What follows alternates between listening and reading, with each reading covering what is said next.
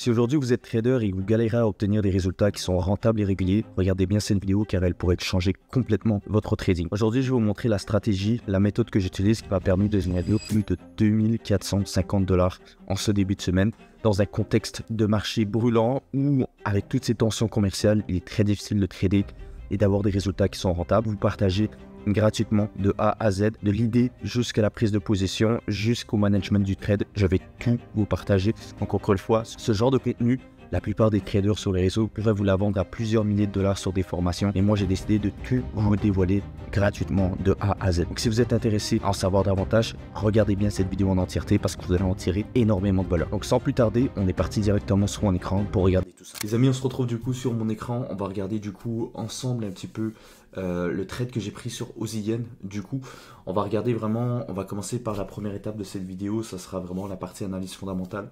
Parce que mon process de prise de position commence toujours par une idée fondamentale. C'est-à-dire qu'avant même de m'intéresser à regarder des opportunités d'un point de vue technique sur les graphiques, je vais toujours m'intéresser à comprendre le contexte actuel du marché et de me dire, ok, quelles sont les devises qui m'intéressent actuellement à acheter, quelles sont les devises qui m'intéressent du coup à vendre et dans quel contexte est-ce qu'on est actuellement. Est-ce qu'on est plus basé sur un sentiment risk-on? Est-ce qu'on est plus basé sur un sentiment risk-off?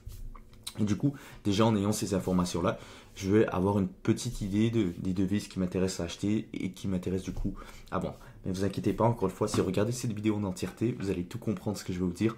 Donc restez bien jusqu'à la fin. Donc on va commencer par la partie Discord parce que c'est là où un peu je tiens les updates de mes positions ou de ce qui m'intéresse en soi sur le marché. On va aller dans la partie du coup analyse fondamentale. Donc c'est la partie, encore une fois, ça c'est mon Discord avec les personnes que j'accompagne actuellement.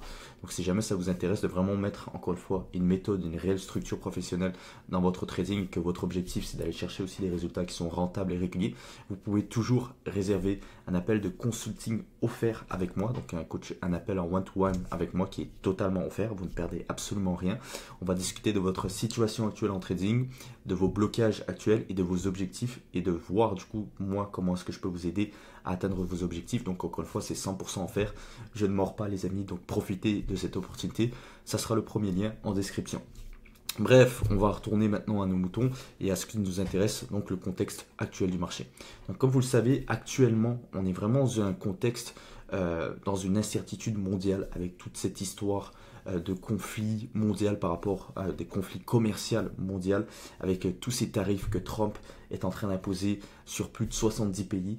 On est vraiment dans un sentiment actuel de risque, c'est-à-dire qu'il y a énormément de volatilité, on a une potentielle récession américaine et du coup ce que ça amène c'est un sentiment risk-off.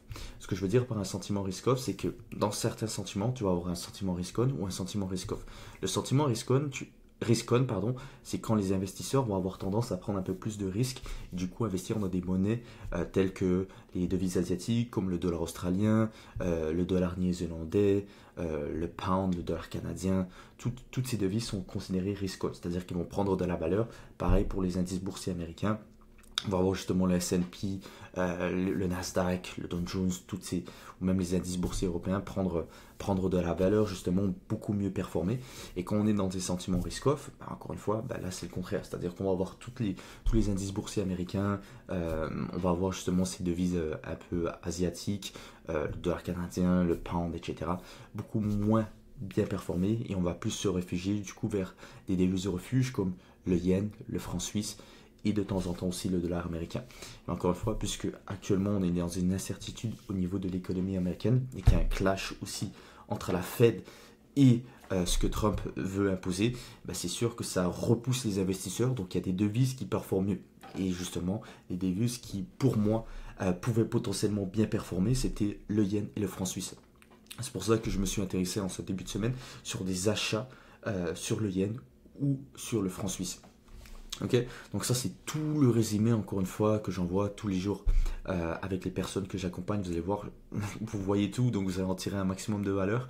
Mais donc voilà, le 7 avril c'était le début de la semaine. Du coup, j'envoie un énorme, un énorme paragraphe sur tout le contexte actuel, sur les tensions commerciales mondiales, etc. Trump, il est en train de péter la Chine clairement avec les tarifs. Et on est à plus de 100%, je pense qu'on est à 108% depuis le 8 avril, donc depuis hier, du coup quand je tourne cette vidéo.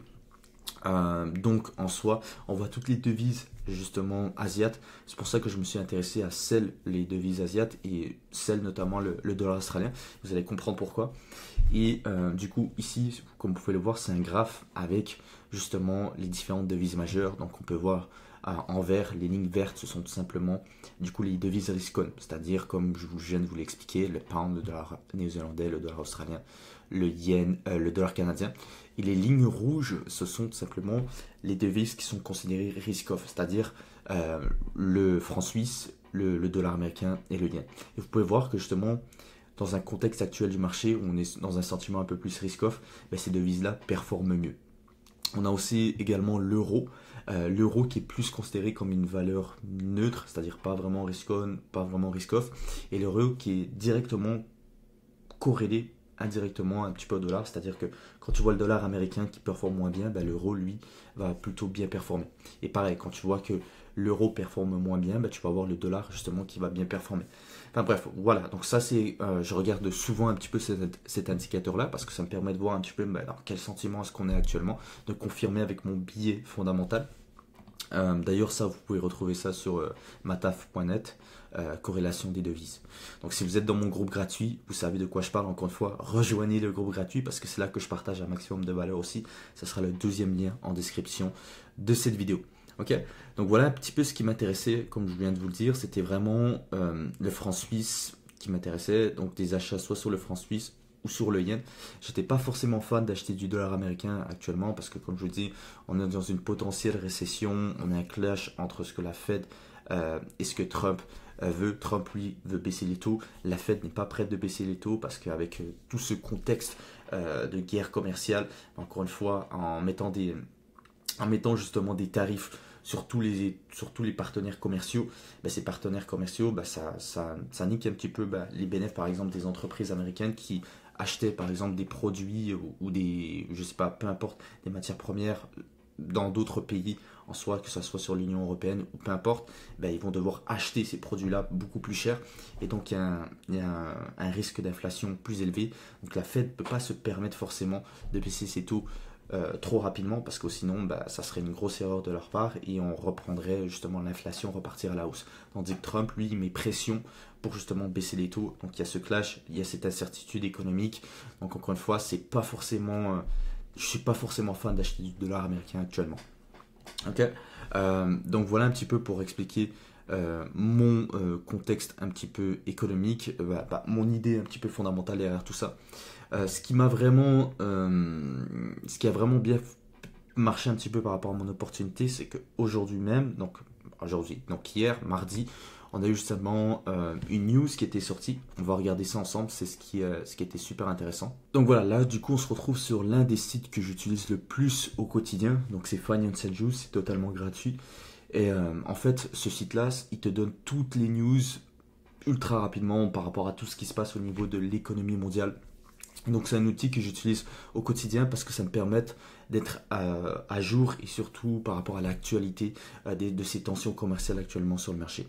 Et vous pouvez voir que voilà, à 13h01 chez moi, donc vers 19h si vous êtes en France, il y a une news qui est sortie, la Maison Blanche impose 104% de droits de douane à la Chine. Donc ça directement, c'est sûr que ça a été bénéfique sur moi, par rapport à ma position de short sur AUSY. Donc encore une fois, j'avais cette idée, je vous répète, que je voulais acheter des devises risk-off, comme soit le franc suisse, soit le yen. Okay. Par la suite, je cherchais justement des ventes, soit sur les devises asiatiques. Donc là, on va passer du coup sur le graphique pour vous expliquer tout ça. Pourquoi sur les devises asiatiques? Parce que en fait, l'ennemi numéro 1 des États-Unis actuellement, c'est la Chine, parce que c'est leur concurrent direct en soi. Donc c'était sûr que les États-Unis allaient imposer des tarifs beaucoup plus élevés sur les produits chinois.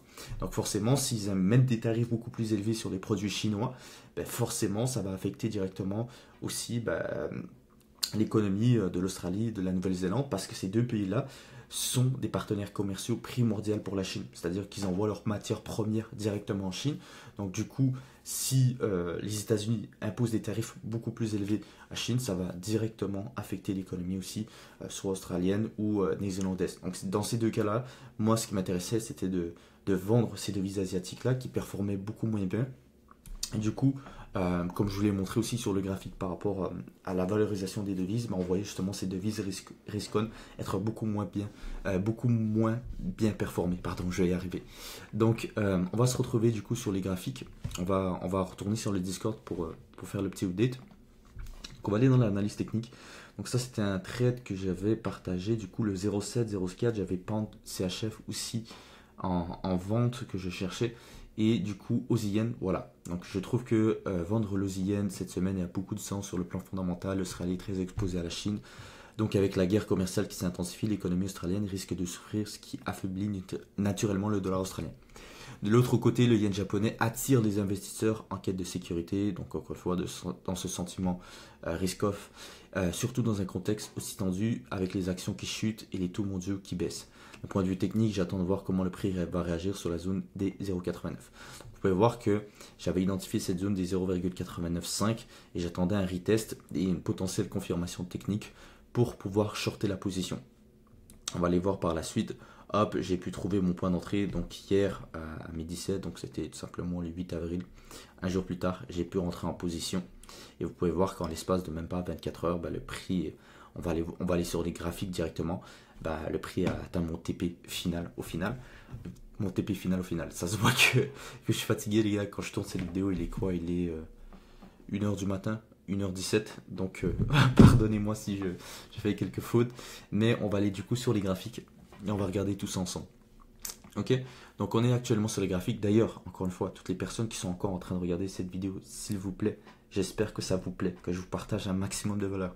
Et si vous voulez en apprendre par rapport à tout ça, réservez un call de consulting offert. Premier lien en description. Vous n'allez vraiment pas être déçus.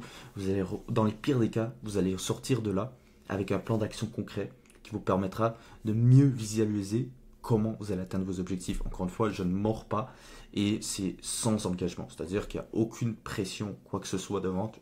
Je ne suis pas là pour vous vendre quoi que ce soit. Je suis là vraiment pour vous aider. Ok. Donc, on est parti directement aussi sur le graphique. Donc, on va pas aller sur le 5 minutes. Je n'utilise jamais le 5 minutes. Donc, pour regarder un petit peu d'un point de vue daily, on peut voir que bon, j'avais identifié cette zone un peu des 0,895. Et c'est là que ça m'intéressait du coup de trouver mon point d'entrée. On pouvait voir qu'on en avait déjà beaucoup de pression baissière sur la paire, notamment depuis jeudi passé. Et du coup, moi ce qui m'intéressait, c'était de voir un peu comment le prix allait réagir sur la zone des 0,895. C'est ça qui m'intéressait vraiment. Donc on peut voir que le prix est venu retester à un moment donné ici les 0,895. Et pour être honnête, dès que j'ai vu justement ce chandelier ici, donc c'était pré-ouverture London, j'ai décidé de rentrer encore une fois et voilà un petit peu comment je suis rentré. Donc d'un point de vue technique, il n'y a pas vraiment de confirmation énorme. On avait la tendance à la baisse, on avait tout simplement les moyennes mobiles, pour ceux qui m'ont demandé, c'est la 50 en bleu et la 100 ici, qui faisait office aussi de résistance. J'avais cette zone de résistance, donc mon objectif encore une fois c'était vraiment de sell sur cette zone là. Je pense qu'il y avait un très bon potentiel avec ce biais fondamental que j'avais derrière. Donc une fois que je suis rentré en position, donc on a vu le prix repartir, venir retester. J'aurais très bien pu encore une fois utiliser ma technique de point d'entrée habituelle, c'est-à-dire où je prends mon Fibonacci et je rentre par exemple sur les 0,5 ici ou les 0,618. Là je suis vraiment rentré, du coup j'ai toujours ma routine avant de dormir. Je regarde quand même aussi un petit update de ce qui se passe sur le graphique. Et surtout je lis un petit peu certains articles pré-London. Et du coup, quand j'ai vu cette opportunité-là, je me suis dit que c'était le bon moment pour rentrer, donc avant d'aller dormir. Mais j'aurais pu très bien, encore une fois, rentrer avec cette technique-là où j'utilise mon Fibonacci, hop, sur le dernier lows et on rentre sur les niveaux Fibo, sur le 0,5, 0,618, peu importe. Okay, là, j'ai décidé de rentrer un petit peu de façon early, donc un petit en avance un petit peu. Et puis par la suite, on peut voir que le prix, hop, est revenu un petit peu en drawdown et puis ça a été très vite. Donc en l'espace de une journée, hop, ça c'est à l'ouverture de la session de New York. Donc pendant New York, la session de New York venait d'ouvrir en soi, et on peut voir que le prix a énormément chuté. Et quand la news justement est sortie par rapport à la Maison Blanche, donc comme on l'a vu justement sur Financial Juice, lorsqu'ils ont imposé des droits de douane de 104%, on a vraiment vu un mouvement assez agressif sur la paire, donc c'était positif pour moi, donc j'étais plutôt content. Et par la suite, on voit que le prix a chuté drastiquement. Une technique que j'utilise souvent par rapport au trade management, surtout dans ce contexte actuel, c'est que les mouvements sont très agressifs et très rapides. Quand je suis rentré, comme vous pouvez le voir ici, on est rentré sur les 0,89 200 dans les alentours de ce chiffre-là, pardon. On peut voir que mon TP final, c'était un TP à 268 pips, donc c'est énorme en l'espace d'une journée. Encore une fois, les paires avec le yen ont tendance à être beaucoup plus volatiles. Donc ce type de mouvement-là est quand même assez normal, mais encore une fois, en l'espace de 24 heures, c'est énorme. Je ne sais pas si vous vous rendez compte de la dinguerie actuelle et surtout de l'euphorie sur les marchés. C'est énorme, donc s'il vous plaît, soyez prudents parce que ça bouge énormément. Okay, donc on a eu une pression assez agressive. Donc à un moment donné, j'avançais, je tradais mon stop en fonction, encore une fois, du R. C'est-à-dire une fois que j'ai atteint mon TP1 à 1 R, je sécurise ma position à break-even. Peu importe, ça fait partie de mon plan, ça fait partie de mes règles de gestion de risque et de trade management. Donc je respecte ça à chaque fois. Et par la suite, le prix est allé directement en ma faveur. Et quand j'arrive justement proche de mon TP final, j'ai une règle qui est très importante, c'est de toujours garder un trade management positif. C'est-à-dire, c'est souvent une erreur courante par les traders débutants, c'est-à-dire qu'ils vont redonner beaucoup trop d'argent au marché parce qu'ils sont trop greedy, ils ont envie d'aller chercher plus d'argent, etc. Alors que c'est une énorme erreur à ne surtout pas faire. Donc ne faites pas cette erreur les amis. Et puis par la suite, j'ai tradé tout simplement mon stop quand le prix était sur les 0,87 juste ici. Soit j'avais placé mon stop ici sur les 0,875, soit on allait toucher mon TP final sur les 0,865. Donc c'était ça, encore une fois, l'objectif derrière cette position. Et c'était un très beau trade en soi, donc on est présentement mercredi. J'ai encore 3 journées de trading, on va voir ce que ça va donner. Je pense qu'il y a encore des opportunités intéressantes qui vont venir. Donc encore une fois, si vous voulez être au courant de tout ça, je vous invite à rejoindre le groupe gratuit qui sera encore une fois en description. C'est là que je partage tout en avance. Donc rejoignez le groupe, encore une fois, vous allez en tirer énormément de valeur. Ce type de contenu vidéo YouTube, c'est vraiment pour vous partager un petit peu, vraiment plus en détail, ma façon de voir les choses et comment je trade en toute transparence. Encore une fois, que mes trades soient gagnants ou perdants, je partage tout de façon authentique et transparente dans le groupe gratuit. Là, je trouvais que c'était vraiment une belle opportunité en soi où vous allez pouvoir en tirer énormément de valeur, que ce soit d'un point de vue fondamental et technique et surtout trade management. Donc, on va vraiment voir 3 piliers importants en trading. C'est pour ça que j'ai décidé de vous faire cette vidéo pour vous montrer un petit peu comment je trade. Encore une fois, si vous êtes resté jusqu'à ce temps de la vidéo, ça fait plus de 17 minutes que vous me regardez parler, c'est que vous êtes vraiment déterminé à mettre quelque chose de solide en place. Donc réservez un appel gratuit, premier lien en description parce que vous savez que ce que je vais vous apporter va vous apporter énormément de valeur. Je suis pas là pour essayer de vous vendre le rêve ou quoi que ce soit, je suis là pour vous parler vraiment trading sans vous faire vendre du rêve ou quoi que ce soit. Je suis vraiment là pour vous aider, donc réservez cet appel gratuit. Et puis voilà pour cette vidéo, j'espère qu'elle vous aura plu. Si c'est le cas, encore une fois, lâchez un petit pouce bleu, dites-moi en commentaire si vous voulez plus de vidéos de ce style là. Et si je vois que ça vous plaît, j'en ferai beaucoup plus. Donc voilà, concernant tout ça, je vous dis à très bientôt pour une prochaine vidéo. C'était Henri, ciao.